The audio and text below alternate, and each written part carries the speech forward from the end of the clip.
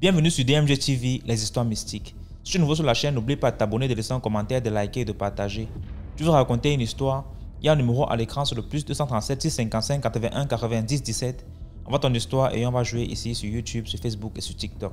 On poste plusieurs histoires tous les jours sur YouTube. La chaîne c'est DMG TV. Et on a une deuxième chaîne YouTube où on poste tous les 15 heures une histoire exclusive. La chaîne c'est DMG TV, histoire mystique exclusive. Donc n'oubliez pas de vous abonner aussi de ce côté-là.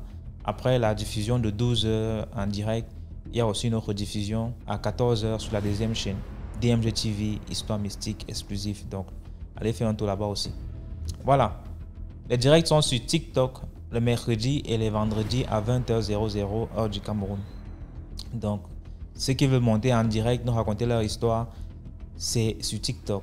Et ceux qui veulent envoyer leur histoire, ceux qui n'ont pas le courage, trop de courage ou bien n'ont pas un compte TikTok, envoyez vos histoires sur WhatsApp, plus 237 655 81 90 17. Et on va jouer ici sur Facebook et sur YouTube et sur TikTok.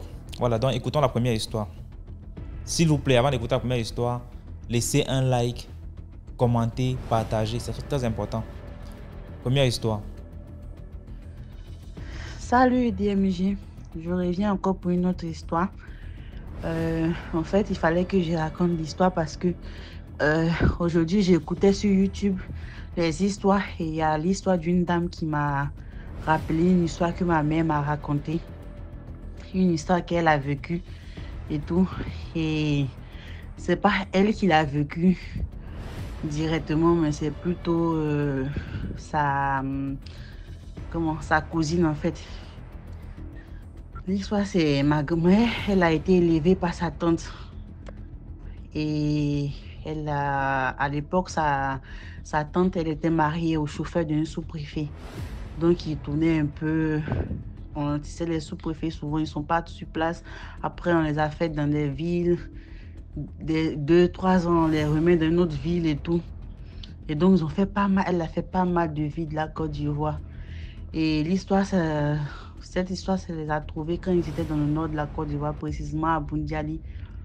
Et à l'époque, sa tante qui l'a élevée, elle avait des filles, elle avait fait des enfants et la plupart c'était des filles. C'était tout, il y avait même pas, c'est pas que la plupart, c'était que des filles.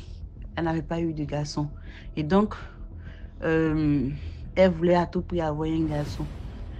Et elle allait voir des marabouts et tout, des gens. Et donc, il y a un monsieur qui lui a demandé de faire des sacrifices. Et le sacrifice, ils l'ont fait au bord d'une rivière. Ou ne pas dire dans une rivière. Une rivière qui coulait et tout à l'époque dans la ville là. Ils sont allés, je ne sais pas s'ils sont allés dans un village, mais en tout cas, ils l'ont fait dans une rivière. Et tout s'est bien passé. Elle a eu son garçon. Et c'était le dernier, même après, ça n'a plus d'enfant encore. Et c'était le dernier, c'est mon oncle qui est là toujours, il dit. Et donc, tout va bien des années après, pour ne pas dire parce que c'est il y a longtemps. Et aujourd'hui, ma mère est pratiquement dans la soixantaine, donc imagine, depuis elle était petite et tout. Donc, tout va bien, mais sauf que la grand-mère, elle est décédée. Et normalement, comme la dame le disait dans son histoire, c'est mieux de demander à Dieu, en fait, les enfants. Ou si tu veux, peut-être tu prends quelle que soit ta religion, tu demandes à Dieu, tu prends peut-être des plantes naturelles et tu fais la prière, tu demandes à Dieu vraiment de te donner l'enfant. Pourquoi on le dit? Parce que souvent, en allant chez ces gens, les personnes qui font le mystique et tout, ils te donnent, c'est vrai, l'enfant, mais il y a des fois, ils demandent une autre chose en contrepartie. Et après, si des années après, vous n'avez pas réussi à combler ce qu'ils demandent là, surtout si la personne en question, celle qui avait fait la demande, ne vit plus, ceux qui sont venus après, eux ne savent rien de ce qu'elle a fait. Ils ne pourront pas honorer ce que le fétiche ou je sais pas, ce qu'elle a demandé là, ils ne pourront pas honorer et après les conséquences, ce sont les petits-enfants ou les arrière-petits-enfants qui prennent les pots cassés. Et donc, son fils n'a rien eu. Mais plutôt, c'est l'enfant de la grande sœur de mon oncle, son dernier fils. Parce qu'avant lui, il y avait des femmes. Et l'une de ses sœurs-là, elle a des enfants. Et elle a 2 enfants en Europe ici. Et l'une de ses filles qui a accouché. Mais l'enfant, il est né, mais c'est pas trop ça. Je crois qu'il doit être autiste ou je sais pas, mais c'est un peu compliqué. Et même, elle avait mis à la maternelle. Et après, ils étaient obligés de lui dire, l'école l'a appelé pour lui dire d'enlever l'enfant, de mettre l'enfant dans une école spécialisée par rapport à sa situation et tout. Donc elle-même, elle en avait marre parce que ça allait, c'était de trop. Et donc sa maman, elle appelle sa maman, elle explique la situation à sa maman. Et comme en Afrique, sa maman allait vérifier. Et la personne chez qui sa maman allait vérifier, la personne lui dit que ta maman, avait fait un sacrifice dans une rivière. Il faut retrouver cette rivière-là pour qu'on puisse aller refaire le sacrifice. Mais comment ils vont retrouver la rivière? Ça, c'est un. Parce que quand la maman partait, les enfants étaient encore petits, ils ne peuvent même pas reconnaître. Ça s'est passé dans les années 1900, je sais pas, 1970, je sais pas. Et là, aujourd'hui, mais même s'ils reconnaissent la rivière, est-ce que la rivière existe toujours? Parce qu'en fait, c'est ça qui était le problème. Puisqu'ils ont reconnu, ils se sont renseignés, ils ont tout fait. Mais la personne qui a fait le sacrifice, d'abord, il ne vit plus. Et ils ont reconnu le coin, en fait. Ils ont su où ils sont. Sauf que le problème, la rivière a tari. Avec le changement climatique, avec tout ce qui est comme bouleversement du climat et tout. Et moi-même, j'ai fréquenté dans le nord de la Côte d'Ivoire, on a étudié un peu tout ce qui est comme rivière et tout. Il y a pas mal de rivières, de barrages qui ont séché dans le nord de la Côte d'Ivoire. Et là, cette rivière a fait partie des rivières qui ont séché. Où trouver cette eau-là pour pouvoir faire le sacrifice? La question. L'histoire même s'est passée, il n'y a pas longtemps, ma maman m'a expliqué la fille. Elle a fait même partie son fils par rapport au sacrifice.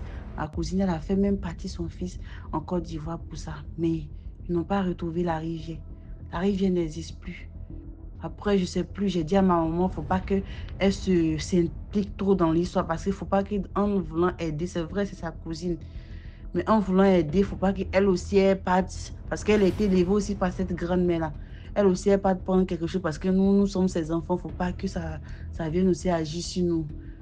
Donc, parce que ma maman voulait aller l'accompagner pour qu'il parte chercher la rivière ou il ne sait pas.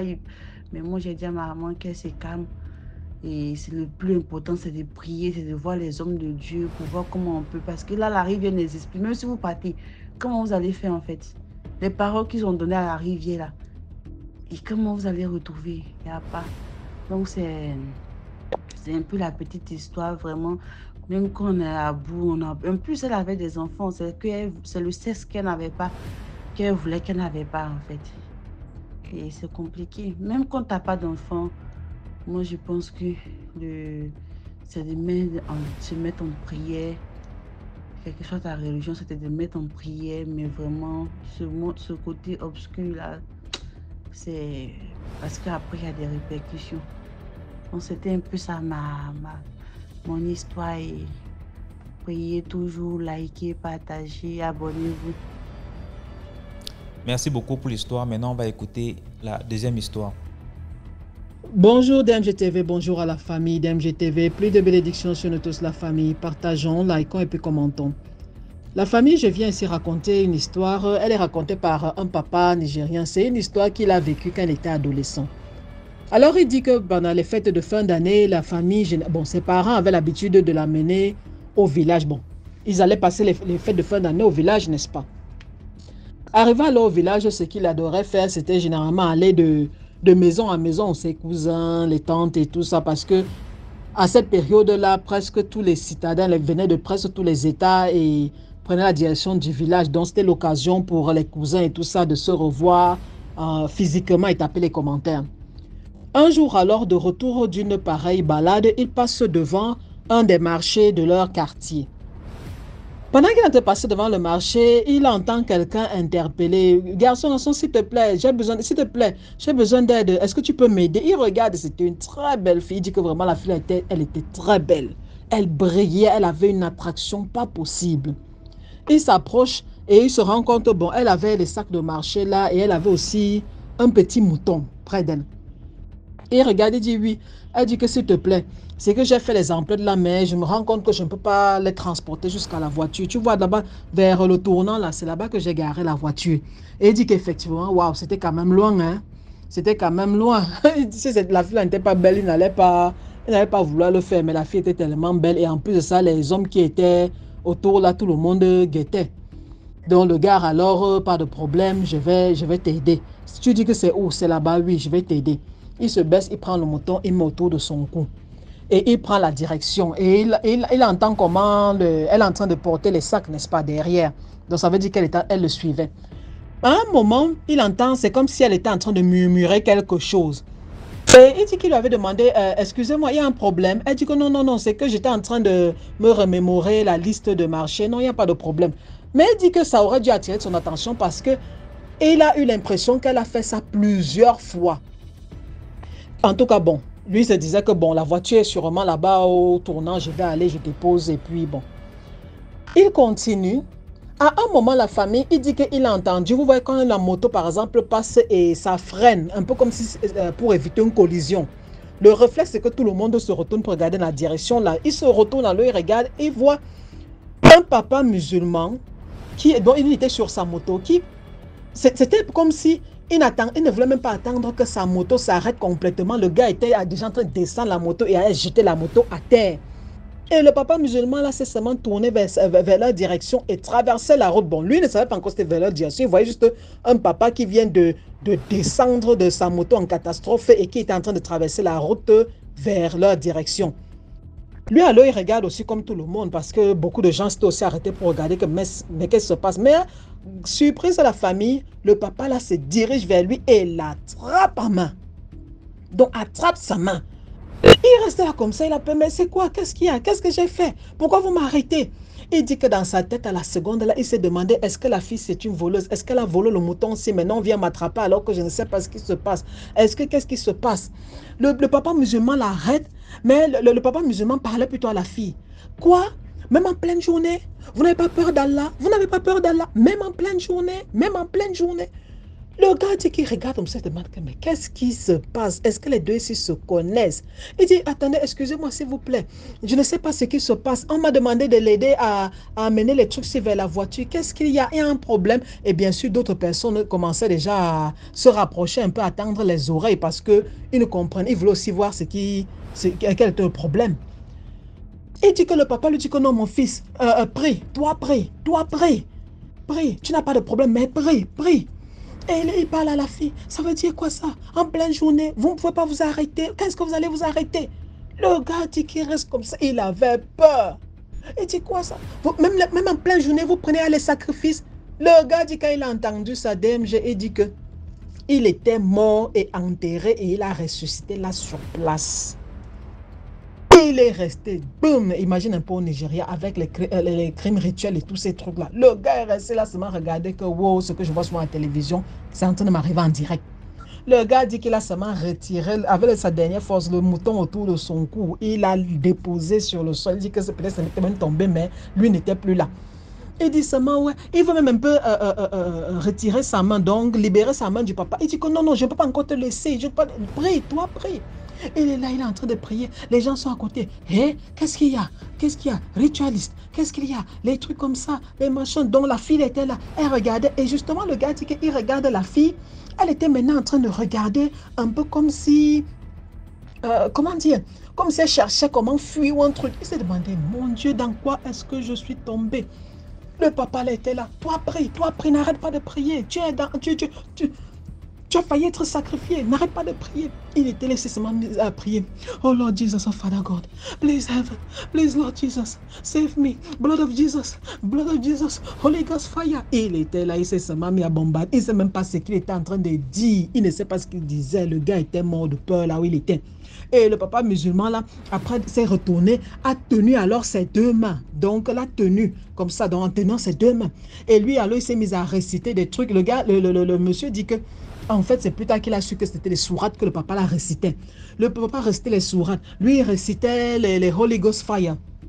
Et il y avait quelques personnes aussi, et des musulmans et des chrétiens qui étaient là à côté. Certains sont venus aussi commencer à les joindre dans la prière. Quand ça s'est arrêté, il dit qu'ils n'ont pas vu, ils n'ont pas compris. Quand est-ce que la fille est partie, le mouton n'était plus là, même les sacs de marché, ils n'ont pas compris. Parce qu'ils disaient que, mais où est la fille? Où est la fille? La fille n'était pas là. Qui l'a vu partir? Aucun d'eux ne se souvient l'avoir pu partir. Il ne peut même pas dire qu'elle est montée vers le haut, elle est descendue vers le bas. Il dit que non, elle m'a dit que la voiture était garée là-bas. On dit que, mais non, moi je ne l'ai pas vu. Tu l'as vu partir? Donc les gens étaient embrouillés là. Le monsieur, le papa musulman dit que non, laissez tout ça, ne vous en faites pas. Concentrez-vous sur l'enfant. Il dit qu'ils ont prié et puis après, le papa lui dit que va seulement à la maison, tu dis à ta mère, bon, il avait dit un truc là, j'ai pas trop compris, bon, c'est une gens peut-être qui vont comprendre ça. On devait le laver, sa maman devait faire les prières, le laver avec quelque chose et tout ça. On disait que c'est ce qu'il devait faire et il devait aussi chercher leur leader religieux ou bien quelqu'un, un pasteur, quelqu'un pour prier aussi avec lui.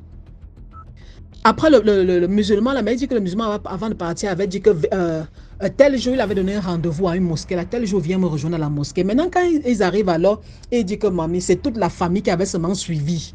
Que l'histoire, si on va entendre ça. Ils arrivent, c'est là que le papa musulman dit qu'en fait, lui, il était en train de passer en moto. Et il avait vu que le gars était en train d'aller se faire sacrifier. Parce que quand il a regardé la fille, il avait vu que la fille était une sorcière. Elle avait des dents pointues. Elle avait, ou bien c'est quoi qui sortait de son dos, comme si c'était les ailes de chauve-souris ou quoi. En tout cas, bon, avec ses yeux mystiques apparemment, je ne sais pas trop. Et en tout cas, ce que le gars voyait, ce n'est pas ce que le papa musulman avait vu. Donc, il avait vu que le gars, on était en train d'aller sacrifier le gars. Et il dit que, justement, elle allait amener le gars au tournant là-bas. Elle allait dire que non, voici ma voiture, s'il te plaît. Non, ma maison est juste là. Tu vois, juste là sur la route. Oui, s'il te plaît. Viens alors. Là, quand je vais garer, tu vas m'aider à transporter tout ça à l'intérieur. Et il dit que quand tu allais arriver chez elle à l'intérieur, elle allait te demander de l'aider à tuer, à sacrifier le mouton. Donc, à tuer le mouton. Et elle allait te montrer un coin de son jardin où tu allais, de sa concession, où tu allais tuer le mouton. Et c'était un coin qu'elle avait déjà consacré mystiquement. Mais toi, tu n'as pas les yeux spirituels, tu ne sais pas, tu entres aussi là, tu ne sais pas, tu es en train d'entrer dans un cercle et tu es en train de sacrifier. Mais le piège, c'est où? C'est que le mouton que tu es en train de sacrifier, pendant que tu portais le mouton, elle était derrière, elle était en train de, tu avais l'impression qu'elle était en train de murmurer là. Elle était en train de faire des incantations pour commencer un peu à sceller ton esprit avec celui du mouton. Là, tout ce qu'elle prononce sur le mouton, ça t'arrive à toi. Maintenant, quand tu arrives, tu tues. Donc, comment dire? Étant donné qu'elle n'est pas de ton sang, ou bien que quelqu'un de ta famille ne t'a pas offert dans la sorcellerie, elle veut te prendre. Maintenant, c'est toi qui viens de tes propres pieds couper ton propre cou. En coupant le mouton, là, c'est toi-même que tu t'immoles toi-même. Et elle allait aussi insister pour que tu prennes un morceau de viande du mouton, tu ailles préparer à la maison. Donc, elle pouvait te couper peut-être même la moitié du mouton ou bien une patte. Elle dit que non, non, c'est pour te remercier. N'est-ce pas, tu allais prendre. Sachant que tu vas aller à la maison, on va braiser, on va cuire et tout ça, tu vas manger un bon pépé soupe, n'est-ce pas? Ne sachant pas que tu es en train de participer au truc. Et ta famille qui allait aussi manger, tous étaient aussi en train d'accepter ton sacrifice. Donc, c'est ce que ce papa, il dit que c'est ce que ce papa-là lui avait, bon, qu'il avait expliqué plein de choses, mais bon, lui, il était dans une terreur. Il dit que pendant longtemps, ça a été difficile pour lui d'aller dans leur village et même d'aider quelqu'un en route. Il dit que tu es vieux, tu es jeune, tu es ce que tu veux, il s'en fout, il n'aide personne. Il dit que bien sûr, ce n'est pas bien parce qu'il y a peut-être des gens qui ont vraiment besoin d'aide, mais il dit que le fait qu'il ait porté le truc et il était déjà sous hypnose comme ça, non. Il dit qu'il n'aide plus personne. Donc le gars était comme ça en train de... Il allait aller se sacrifier lui-même. Donc la famille, voici la fin d'année. Les moutons qu'on vous amène à la maison, qu'on vient vous offrir, les poulets, les machins. Je ne dis pas de ne pas prendre. Moi, selon moi, je crois que... Prenez, mais priez dessus. Et priez dessus devant la personne. Tu dis, tu es en train de me donner, tu me donnes quoi? Ah non, je te donne le mouton pour les fêtes. Ok, pas de problème. Prions dessus ensemble. La personne n'a pas à se fâcher. Parce que s'il a encore pu, pourquoi est-ce qu'il va se fâcher que tu dis que prions dessus? Et tu pries bien, tu dis que je romps toute ta tâche démoniaque, je romps ce que tu veux. Si c'est les sourates que tu fais, tu fais. Si c'est que tu invoques tes ancêtres, invoque-les. Mais n'acceptez rien, surtout à la fin, si Monsieur l'homme de l'ombre nous dit que quoi, l'initié, il dit que les chasseurs sont dehors, surtout à la fin de l'année comme ça, ils cherchent comment remplacer leur calebasse. Si quelqu'un est pur, a un cœur pur, il va prier avec toi, il va rompre bien, il va attacher tous les démons et tout ça, il va t'offrir le truc. Mais s'il commence à dire que quoi, tu crois que je suis sorcière? Pourquoi tu veux qu'on prie dessus? Là alors, mon frère, tu lui remets sa chose, tu dis que pardon, papa, chez moi, je prie avant que ça n'entre. Passez une bonne journée, la famille, bye. Merci beaucoup pour l'histoire. Maintenant, on va écouter la troisième histoire. Assalamu alaikum. Bonjour la famille DMG. Bonjour la famille. Merci, partagez, likez, commentez, même si tu n'as rien à dire. Il y a une petite tête avec deux love sur les joues là. Mettez ça en commentaire, c'est déjà bon. Merci. DMG, merci pour tout ce que tu fais pour nous. Merci pour tout. Avant moi, je ne prenais pas mes rêves au sérieux. Mais grâce à ton émission, maintenant, si je rêve, je prends ça au sérieux. Et le lendemain, je vois ça. Ça, c'est un autre témoignage de ta part. Un jour, je viendrai narrer. Merci beaucoup. Je viendrai narrer une histoire d'une fille. J'ai écouté au témoignage d'une fille là sur les réseaux sociaux. Ok. Un jour, je scrollais sur les réseaux sociaux, je suis tombée une vidéo d'une fille. Elle disait quoi? Elle disait qu'elle avait loué dans une cour commune. Et dans une cour commune, chacun a sa chambre, tout le monde, mais ils partagent une cour ensemble. C'est de là qu'il a tissé une amitié avec une fille dans la cour. La fille l'a invitée, la fille et ses parents allaient dans une église. Donc la fille l'a invitée dans leur église. Pardon, excusez-moi, je suis musulmane, mais moi, tout passe. Je pratique, si chrétien montre quelque chose, entre parenthèses, si on montre quelque chose côté christianisme, moi je pratique. Donc, pardon, ce n'est pas que je fais des choses comme ce que j'ai écouté, c'est ça que je vais narrer. Ok, entre parenthèses. Et quand la fille l'a invitée, celle qui narrait l'histoire, que la fille l'a invitée dans leur église, ils sont partis là-bas, ils prient. Elle prie quand elle veut partir, il y a des jours, elle passe même pas dimanche, elle part pour prière. Donc la fille l'appelait, elle partait avec la fille et la maman. À un moment donné, la fille partait seule.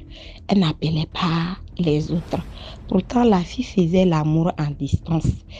La fille faisait amour en distance. Donc, elle avait son copain à l'étranger et l'autre, elle est au pays. Donc, un jour, que la fille, quand elle partait, elle n'appelait plus l'autre, l'autre qu'elle avait invitée dans leur église, sa voisine. Un jour, c'est comme ça, la fille disait que maintenant, l'autre sort avec leur pasteur, que leur pasteur fait des avances pour elle. Et la voisine la disait que, ok, ne fais pas ça, c'est pas bon, il ne faut pas sortir avec ton pasteur parce que il est âgé plus que toi. Donc, ne fais pas ça avec ton pasteur. Elle dit, ok. À un moment donné, déjà, la fille est partie derrière la voisine. Elle sort avec le pasteur. Un jour, quand ils ont passé à l'acte, le pasteur lui a dit que, ok, à partir d'aujourd'hui, tu ne dois plus aller avec un autre homme à part moi. La fille croyait que le pasteur blaguait. Donc, la fille, son amie, je vais appeler la fille qui a invité sa voisine Afi. Afi, son copain de l'étranger est arrivé. Son copain de l'étranger est arrivé. Quand il est arrivé, la fille est partie chez le copain. Eux aussi, ils sont passés à l'acte. Le lendemain matin, elle a vu le gros serpent dans leur cour de Afi. Ils ont vu ça. Et même la voisine, et tous, ils ont vu ça. À même moment, qu'ils ont pris chose bois pour, ils voulaient tuer le serpent a disparu. Et le pasteur a appelé Afi, que je suis venu, vous voulez me tuer, pourquoi? Et Afi demande au pasteur que tu es venu où? Tu es venu où? Oui, on veut te tuer. Oh, vous voulez me tuer, pourquoi? Il a dit non, laisse. Et quand le pasteur a appelé Afi de venir, quand Afi est venu chez lui là-bas, il dit à Afi que pourquoi tu es parti coucher avec quelqu'un? Je t'ai dit de ne le faire pas à part moi. À un moment donné, Afi est tombée malade. Afi est tombée. Donc la voisine, à un moment donné, elle a quitté leur cour commune là. Leur chose là où elles habitaient. La voisine a quitté. Un jour, dans ses balades, elle a croisé la maman de Afi. À ce moment, Afi souffrait. Et puis l'autre est parti, ils sont en train de traiter ça. Ils traitent ça. C'est à part après que Afi a avoué que c'est comme ça. Elle sort avec le pasteur, tout. Et il sort avec, elle sortait avec le pasteur. Donc, quand Afi a croisé, la voisine a croisé la maman de Afi, et c'est comme ça que Afi est décédée. Afi est morte. Donc, ce que moi je vais dire, c'est les conseils, les conséquences qui conseillent ou bien quoi, mais il ne faut pas qu'on attend que les conséquences nous conseillent. Pardonnez, sciencer, sciencer un peu. Si tu es parti quelque part pour prier, ou bien tu es parti quelque part pour faire quelque chose, pardon.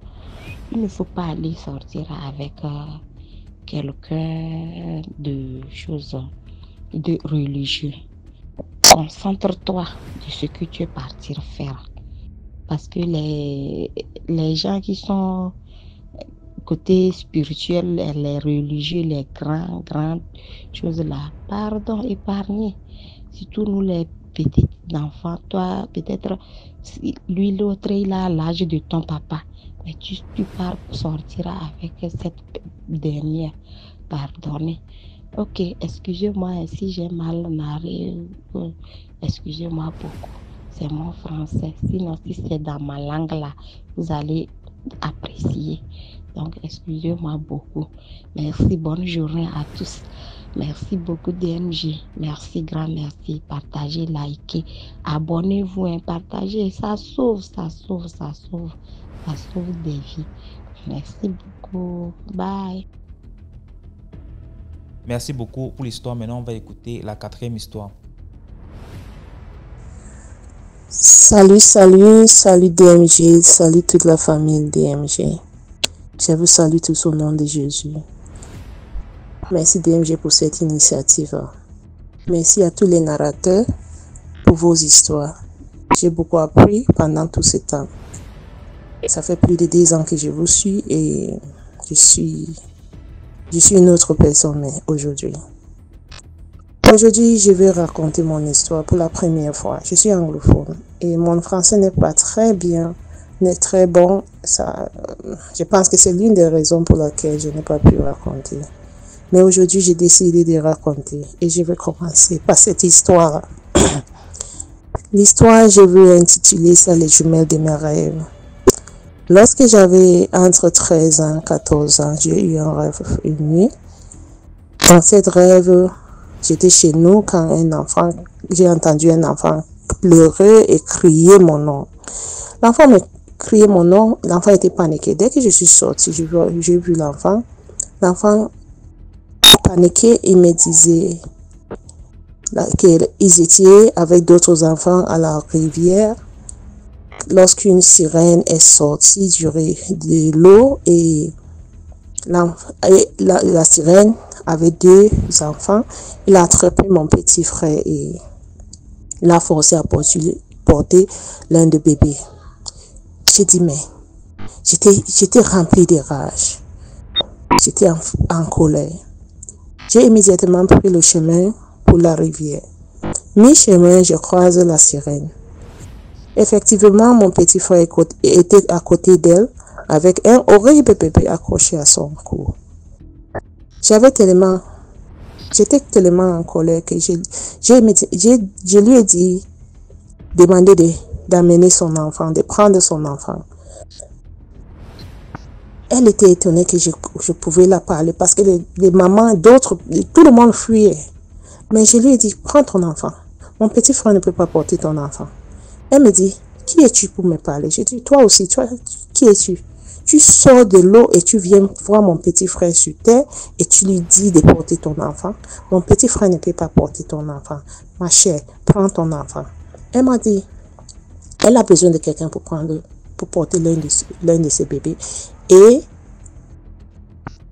elle a choisi mon petit frère. Si je veux libérer mon petit frère, ça veut dire que c'est moi-même qui va porter l'enfant.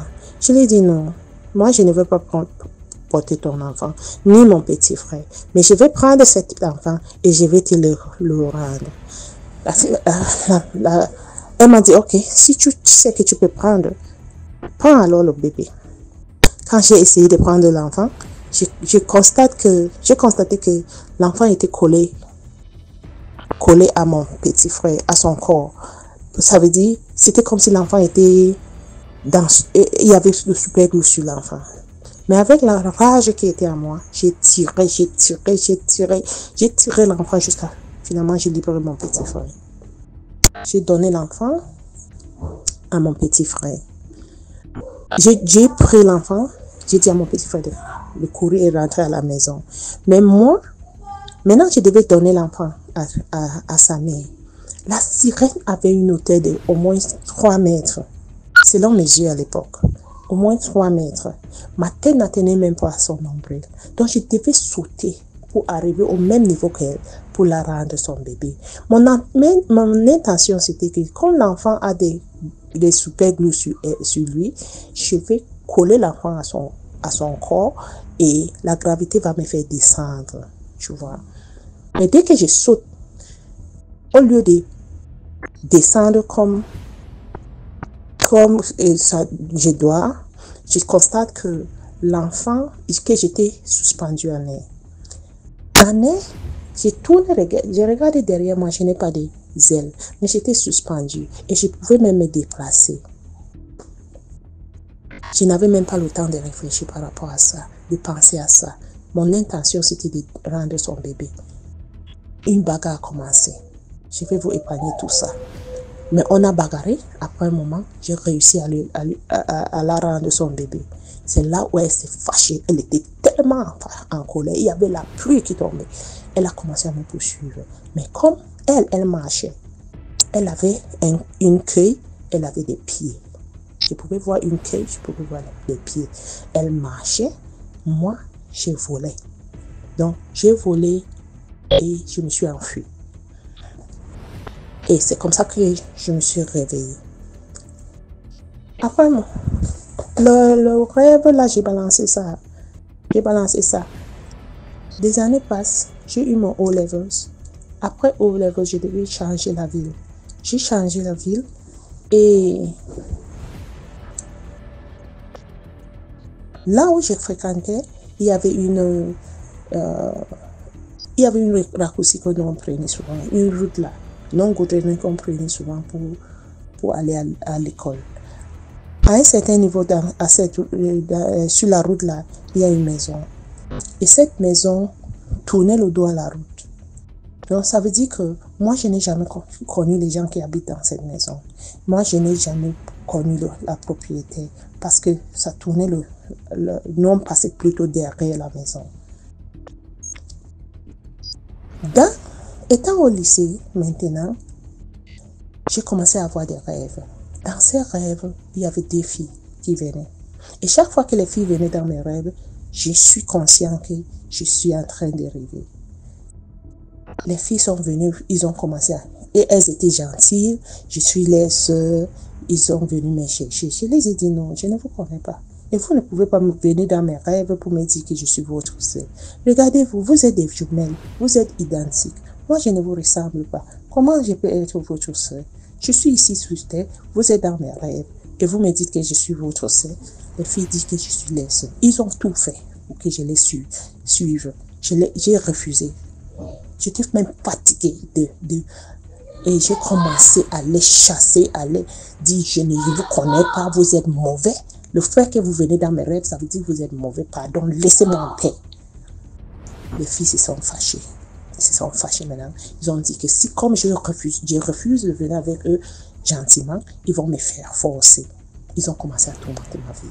Chaque nuit, elles sont là, elles m'attrapent, elles me tabassent, on se bagarre. Mais ce qui me plaisait, c'est qu'à la fin de chaque bagarre, soit je m'enfuis, soit moi, c'est moi qui, comment on dit ça, I would defeat them in the fight. Il y avait toujours une bagarre. Soit là où elle me dépasse, je m'enfuis. Et comme j'avais le pouvoir de voler, je vole et je fuis. Les deux ne pouvaient pas voler. Chaque fois qu'elles me voient en train de voler, elles sont là, tu vois comment elles sont fâchées. Moi, je vole et je pars. Chaque fois. Il y a des moments qu'elles viennent, dans le rêve, je vois comment ils ont attrapé mon frère, ils ont attrapé ma soeur, ils ont attrapé... Donc, j'étais obligée d'aller sauver cette personne de cette fille. Parce que je n'avais peur. Je n'avais plus peur d'elle. Avant, j'avais peur. Quand la nuit tombait comme ça, là, je cherchais là où aller. Mais après un certain moment, je n'avais plus peur. Dès que j'ai constaté que j'avais un pouvoir plus que les deux réunis, j'avais là une force plus que les deux filles. Les deux filles réunies, je n'avais plus peur. Donc quand je dors la nuit, avant de dormir, j'ai prononcé les mots. Si vous venez, je suis prêt pour vous, je ne suis plus peur de vous. Avant de dormir. Et dès que je ferme les elles sont là. Donc c'était toujours comme ça. J'ai fini le lycée. J'ai eu mon A-levels. Je suis allée à l'université. J'ai eu mon licence. Les fils, ils m'ont tourmenté à l'université.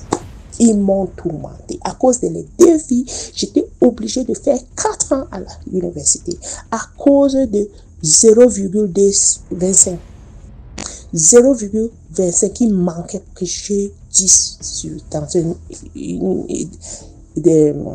un module. Parce que c'est à notre époque qu'on avait introduit le système de modules. Donc, dans ce module-là, il me manquait 0,25.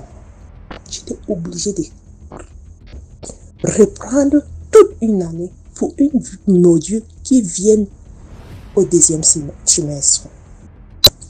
Et elles m'ont dit ça. C'est à cause de... C'est que c'est eux. Seulement pour me tourmenter. Après l'université, je sors, j'étais là en train de chercher. Tout ce que je faisais échouer. Tout ce que je faisais échouer. Les concours, j'échouais. Les travails, échouer. Tout échoué. C'est là où je donne ma vie à Jésus. Je suis devenue née de nouveau. J'ai commencé à prier Dieu. Je cherchais la face de Dieu. Une nuit, je dors. J'ai eu un rêve encore. Dans cette rêve, j'étais dans l'église de Tibi Joshua. À l'époque, je n'avais jamais allé au Nigeria. J'étais dans son église. Il était en train de prier pour les gens. C'est là où, dès qu'il m'a approché, j'ai ressenti quelque chose en moi. Et je suis tombée. Mes pieds se sont écoulés. Je me suis tombée. Et dès que je tombe, j'étais comme je savais, parce que je savais que je suis dans un rêve. J'étais dans un rêve. Je savais. Et j'étais en train de prier. Je disais, Dieu, voici encore un autre rêve que tu me... Et délivre-moi aujourd'hui. Pardon, délivre-moi aujourd'hui. Comme le monsieur est en train de prier pour moi. Pardon, délivre-moi. Il a commencé à prier pour moi. J'ai plutôt vu les femmes. Dès qu'il a commencé à prier, j'ai vu les femmes sortir hors de moi. Les femmes, certaines avec des dreadlocks. Et une légende de femmes qui sont sorties hors de moi. Mais je n'ai pas vu les deux filles. C'est ça qui est étonnant. Je n'ai pas vu les deux filles. Et le monsieur a prié et il est parti. Il voulait partir. Il s'est retourné pour aller prier pour les autres. Je me suis levée. Je me suis levée. J'ai dit, pardon monsieur, homme de Dieu, aide-moi. aide-moi.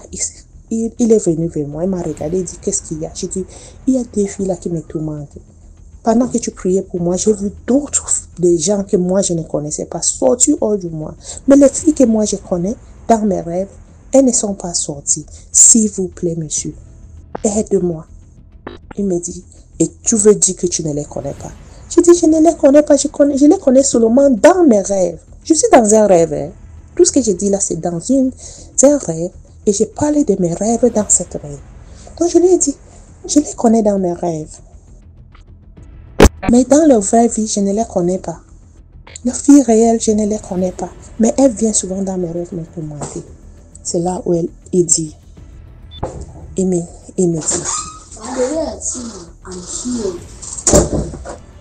c'est là où il me dit, cette fille-là, tu es censée être les sœurs. Je dis, c'est ça qu'elle me dit. La fille-là me dit que je suis les sœurs. Mais je ne peux pas comprendre comment je peux être une sœur avec cette fille-là. Les filles ici sont mauvaises. Elles viennent dans mes rêves. Elles ne sont pas réelles. Je ne comprends pas comment je peux être les sœurs. Et il dit, oui, tu es les sœurs. Vous avez partagé les pouvoirs. Vous êtes des triplés. Vous avez partagé les pouvoirs. Les deux ont le pouvoir de l'eau, dans l'eau. Elles ont le pouvoir sur la terre. Mais toi, tu as tous ces pouvoirs-là. Et quelque chose de plus. Je dis, mais monsieur, je ne vous comprends pas. L'homme de Dieu, je ne vous comprends pas. Il dit que tu as le pouvoir de voler. Je dis, mais oui, effectivement, je vole dans mes rêves. Et c'est ça qui m'a toujours sauvé dans nos batailles.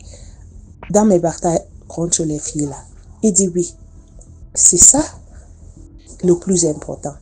Donc, vous devez travailler tous ensemble. Et si vous réunissez vos pouvoirs, vous devez être une force très puissante dans les royaumes. Mais tu as plutôt décidé de quitter cet royaume-là et venir sur terre. J'ai dit, mais l'homme de Dieu, je ne vous comprends pas. Tout ce que vous me dites là, moi, je ne vous comprends pas. Il me dit,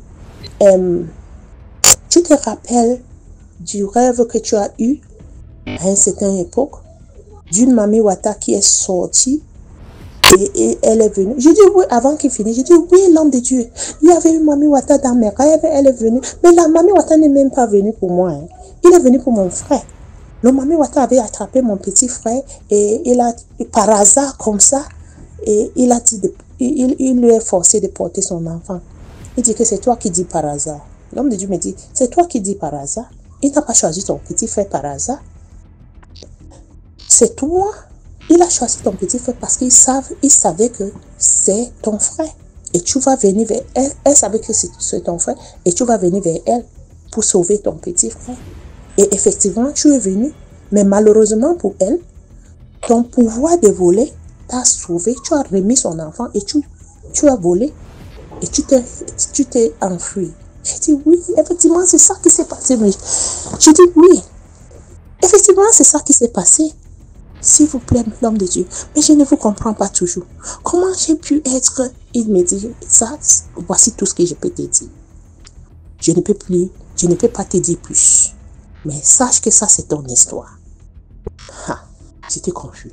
Après ça, il a prié pour moi. Et il m'a dit, mais est-ce que tu comprends?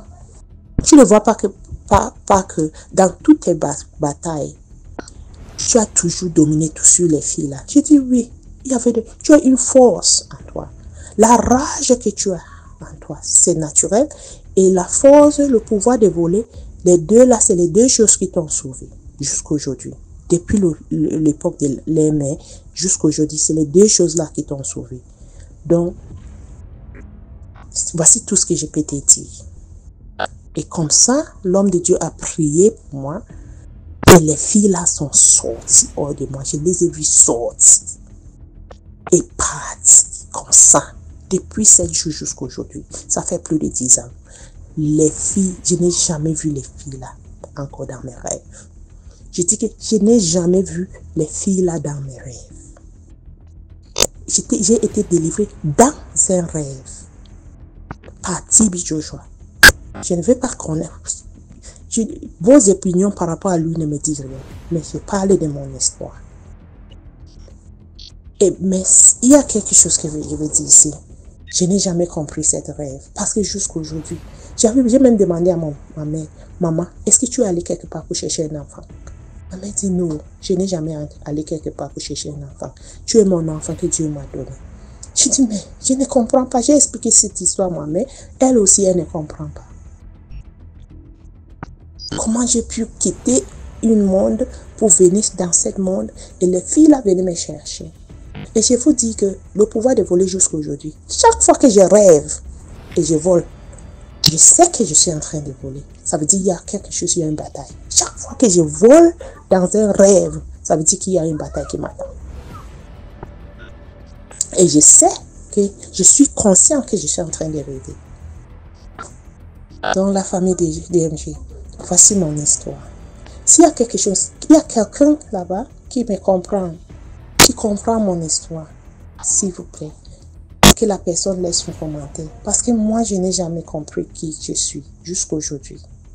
Je n'ai jamais compris cette histoire-là.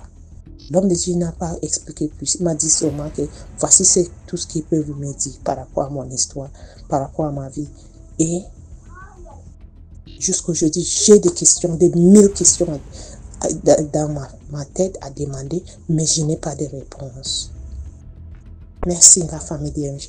Merci DMG. Merci tout le monde. Likez, partagez, téléchargez parce que c'est ce que j'ai fait souvent. Comme je n'ai jamais réussi à avoir DMG Live, tout ce que j'ai fait c'est télécharger. J'ai au moins 8 épisodes de TikTok dans mon portable à l'heure que je vous parle là, que je réécoute chaque fois que je travaille, je suis en train d'écouter, je réécoute et je réécoute tous chaque fois. C'est ça que j'ai fait. Merci beaucoup. Merci, bye bye. Merci beaucoup pour l'histoire. Maintenant, on va écouter la 5e histoire. Bonjour DMG TV, bonjour à la famille DMG TV. Plus de bénédictions sur nous tous, la famille. Partageons, likons et puis commentons. La famille, je viens ici raconter l'histoire de 2 chasseurs. En fait, ces chasseurs-là, vous savez, la famille, dans tout corps de métier, il faut une spécialisation. Alors, ces chasseurs, leur spécialité, c'était dans le secteur des rats palmistes. Pourquoi dans le secteur des rats palmistes? C'est tout simplement parce que dans ces villages-là, au niveau du carrefour, il y avait des mamans qui vendaient du bon vin de palme, le whisky fait à base de maïs et à base de bananes même, si je ne me trompe. En fait, c'était la boisson bio, vous comprenez? Et les gens qui allaient généralement là-bas aimaient bien accompagner leur bon vin d'un bon gibier bien pimenté et bien assaisonné. Dans le cas de ce village-là, les gens adoraient beaucoup le rat palmiste. Donc un jour alors, une maman du village voisin ayant entendu parler des prouesses des 2 chasseurs s'approche d'eux et leur passe une commande, une grosse commande parce qu'elle avait un événement important qu'elle préparait. Les gars alors, voyant la quantité de viande et tout ça, et puis ils se disent ok, il n'y a pas de problème, on peut respecter le timeline, ce n'est pas, on va livrer madame. Elle repart dans son village. Mais les chasseurs maintenant, à l'étonnement de tout le monde, plusieurs jours d'affilée, on voit les gars rentrer, le carcan vide, les mains vides, il n'y a pas de... Apparemment, parfois, une petite vipère maigrichonne à gauche, un petit souriceau à droite, mais c'est comment? Qu'est-ce qui se passe? Les gars disent seulement que c'est ce que nous on voit aussi. On dirait que tous les animaux de la forêt là ont seulement boza. Voilà tout ce que nous on trouve dans la forêt là maintenant. Un jour, il rencontre d'autres chasseurs de villages voisins. Il parle un peu avec eux, gars. C'est comment de votre côté, non? Les animaux chez nous ont boza.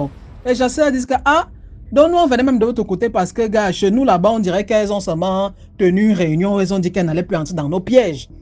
C'est pour cette raison que nous on venait de votre côté. Les gars disent que non, chez nous aussi c'est sec. On fait alors comment? Les gars causent alors, ils s'entendent, ils disent ok, vous savez quoi? Ils avaient alors, ils s'étaient entendus sur un jour pour aller chasser tous ensemble.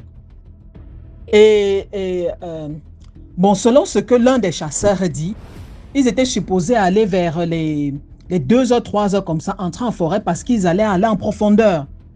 Et le but c'était quoi? Ils voulaient arriver avant que les animaux ne commencent, les vagues d'animaux n'aillent au bord des cours d'eau s'abreuver avant le lever du soleil. Donc les gars, le jour J, ils se rencontrent, ils vont dans la forêt, ils marchent. À un moment, L'un des chasseurs dit, attendez mes frères, arrêtons un peu, il y a un problème. Je ne sais pas si vous voyez la même chose, mais moi, mon horloge, mon compas est en train de me dire qu'il y a quelque chose qui ne va pas. Je n'arrive pas à me diriger. Est-ce que vous avez le même problème? Les autres aussi, ah, nous-mêmes, notre boussole là, moi, ma boussole ne marche pas.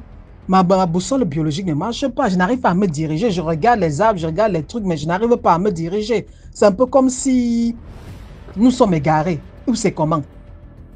Et vous vous rendez compte, la famille des chasseurs, tu montres à un chasseur l'entrée d'une forêt, il va retrouver son chemin. Donc, ils étaient choqués parce que cette forêt-là, c'était comme le derrière de leur maison. Ils connaissaient la forêt-là comme le derrière de leur maison. Mais comment on est dans la forêt si aujourd'hui, on se sent dans une forêt étrangère? Les gars s'arrêtent. Et vous savez, ces chasseurs-là, ils ont toujours leurs petits trucs. Ce sont pas des... Ils n'entrent pas à la forêt comme ça à l'aveuglette. Ils commencent à leur faire des petits trucs et tout ça pour se retrouver. Gars, il y a un problème. Oh. Je n'arrive pas à me connecter. Les autres font aussi leur part de pratique. Ils sentent qu'il y a quelque chose qui ne va pas. Les gars s'asseyent. Il y avait l'un d'eux qui s'est un peu éloigné parce que bien sûr, on ne montre pas tous ses secrets. Et celui-là venait d'une lignée de grands chasseurs. Il s'éloigne. Lui, alors, il dit que quand il s'était rendu compte qu'il ne peut pas se connecter, il avait envoyé son totem à son père. Donc, on dit que pardon. Oh. Maintenant, le papa, alors... Plus tard, quand il raconte l'histoire, qu'est-ce qu'il dit? Il dit que le totem arrive. Quand il écoute, donc le totem veut dire que l'enfant en forêt il ne se retrouve pas. Le papa qui était un ancien chasseur, il est allé derrière. Bon, j'ai pas trop compris c'est de quoi il parlait. Peut-être ce sont les gens de l'Afrique de l'Ouest qui vont comprendre. Il est allé derrière, il s'est enfoncé dans je ne sais pas quoi. Et puis il y avait une termitière. Ils avaient apparemment leur termitière ancestrale ou un truc comme ça. J'ai pas trop compris. En tout cas, il est allé faire un truc au bord de leur termitière. Il a porté ses trucs de chasseur et tout ça. Il est allé directement dans la cour du chef. Arrivé dans la cour du chef, il se met là. Le chef, ils avaient terminé la prière parce que là, maintenant, c'était déjà le jour allait se lever. Il arrive au niveau du truc. Il s'arrête. Les gars avaient terminé la prière et le chef était là avec quelques conseillers.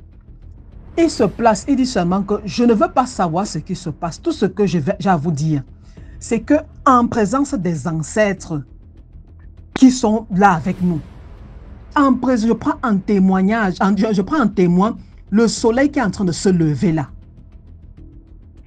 Je vous dis que si les enfants, mon fils et ses amis que je considère mes enfants, qui sont entrés en forêt là, ne sortent pas avant le coucher du soleil ici, s'ils ne se trouvent pas dans ma concession, debout et en santé, avant que le soleil ne se couche, ce que je vais faire, les vieilles femmes de ce village-ci vont en parler pendant les siècles à venir. Et j'invoque tous les génies qui surveillent notre village. Si les enfants là ne sont pas dans ma concession avant que le soleil ne se couche, ce que je vais faire, je vous ai déjà dit, le gars sort son arme, il tire en l'air, pam, il rentre. Maintenant, le papa dit que quand il rentre, alors quelques instants plus tard, ce sont une partie des conseillers vient. Oh, on a entendu. Oh, on est venu nous dire. Eh, mon frère, mais c'est comment? Pardon, viens alors. On va constituer un comité, on va appeler d'autres jeunes, là, on va entrer en forêt et tout ça. Le gars dit que moi, je ne bouge pas. Comment ça, tu ne bouges pas? Il dit que mon fils aide. Comme il est entré dans cette forêt-là, c'est comme ça qu'il va sortir. Il n'est pas perdu. J'ai donné mon message, j'ai envoyé le message et je l'ai scellé. Je les attends ici, je ne bouge pas tant qu'ils ne sont pas ici. Non, viens alors, même si c'est seulement leur cadavre, on va ramener le cadavre. Il faudra qu'ils soient enterrés sur la terre de leurs ancêtres. Le gars dit qu'il n'y a aucun cadavre à trouver. Ils viendront ici. Un cheveu sur leur tête n'aura pas cherché son frère. Ils vont venir ici, ils seront en santé. C'est ce que j'ai dit. Il a chassé les gars de sa concession. La famille, pendant ce temps, les gars, qu'est-ce qu'ils disent? Ils disent que pendant ce temps, à un moment dans la forêt, ils s'étaient rendus compte que les problèmes étaient seulement en train de s'empiler parce que le soleil semblait ne pas vouloir se lever. Et bien sûr, leur horloge biologique leur disait déjà que le soleil s'était déjà levé, ça faisait quelques heures. Parce que là-bas où ils étaient, il faisait toujours noir et il y avait toujours la lune. Mais ils disent qu'à un moment, ils ont vu une biche, une antilope, une biche, un truc comme ça, je ne sais plus, qui était en train de braire, je crois que ça braire, non. C'était en train de braire en allant dans une direction. Ils ont décidé de suivre. Et ils ont suivi la famille, ils sont arrivés quelque part dans une rivière. Quand ils regardent bien, ils se rendent compte que c'est une portion de rivière dans le village voisin. Étant donné que ce sont des gars qui ne sont pas aussi faciles, ils savaient qu'ils ne devaient pas prononcer mot ni salutation, ni répondre aux salutations, quoi que ce soit, jusqu'à ce qu'ils entrent dans la concession du père de leur ami. Parce que le père de leur ami était dans la confrérie des chasseurs. Quand ils arrivent alors là-bas, le père de leur ami a fait des pratiques sur eux, des trucs comme ça, pour les déconnecter de je ne sais quoi. En tout cas, le gars avait fait des pratiques sur eux. Et maintenant, c'est plus tard alors qu'il découvre, après avoir fait certaines pratiques aussi respectives, qu'il découvre qu'en fait, qu'une confrérie de sorciers de leur village et du village voisin s'était entendue pour, comment est-ce que je peux dire ça, pour fournir en bétail leur troupeau de sacrifiés, n'est-ce pas? Donc, ils avaient, dans leur village, la maman du village voisin, là, elle était complice, elle était venue comme ça pour les pousser à entrer dans la forêt. Dans le village voisin, ils avaient fait la même chose. Quelqu'un était allé passer une bonne commande aux chasseurs, à certains jeunes chasseurs là. Tout ça pour les pousser à entrer dans la forêt parce que là-bas, ils allaient être captivés. La famille, après le rituel qu'ils avaient alors fait, cette maman-là était morte, plusieurs personnes étaient mortes et asseyez-vous bien, même deux des conseillers du chef aussi étaient passés. Mais il dit que en fait, ce qui l'avait un peu dérangé, c'est le fait qu'il y avait de petits enfants au village. Là, quelques enfants étaient aussi décédés, mais on leur avait dit que c'était aussi des sorciers. Dans la famille, je vous raconte ça juste pour vous dire que le monde est formidable, vivons seulement. Salutations respectueuses aux initiés, bye. Merci beaucoup pour l'histoire. Maintenant, on va écouter la 6e histoire. YouTube, il y a DMG Productions. Là, on poste tous les lundis, on poste un film. Tous les lundis, il y a un nouveau film à 17h00. Les films, c'est les histoires qu'on réalise aussi. Tous les lundis, la chaîne, c'est DMG Productions. Salut DMG. J'espère que tu vas bien. J'espère que la famille DMG va bien. Comme on le dit toujours, likez, partagez, abonnez-vous. Il faut qu'on agrandisse la famille parce que ce sont des histoires qui vraiment édifient, qui nous aident à prendre des consciences et tout. Et l'histoire que je vais raconter aujourd'hui, c'est l'histoire de... Bon, je sais pas, peut-être à la fin, je vais donner la moralité. C'est l'histoire d'une dame. En fait, l'histoire s'est passée quand dans le sud-est de la Côte d'Ivoire. À l'époque, j'étais en classe de 3e ou 4e. Et en fait, la dame, elle habitait sur le chemin de notre école. Pourquoi je précise cette histoire d'école? Parce que c'était sur le chemin de l'école. Et à chaque fois, on prenait ce chemin-là pour aller à l'école. Et la dame, elle vendait du riz, la sauce, en tout cas la nourriture, un peu comme un petit restaurant au bord de la route et tout. Et une fois, on partait, on avait vu, il y avait du monde et tout. Et on s'est renseigné. Et on nous a dit que c'est la dame qui vend la nourriture là qui est décédée. Et donc la personne qui nous explique, il connaissait mon ami, en fait, ma camarade avec qui je causais parce que c'était un gros village, une petite ville en fait.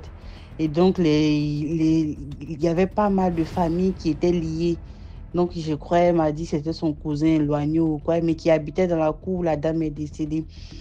Et là, en fait, la dame, son problème c'est quoi? C'est que comme elle vendait la nourriture, on dit qu'elle avait de la clientèle et tout, mais elle était impolie en fait. Bon, je dirais pas impolie, mais elle était vraiment agressive. Elle était vraiment agressive envers ses clients.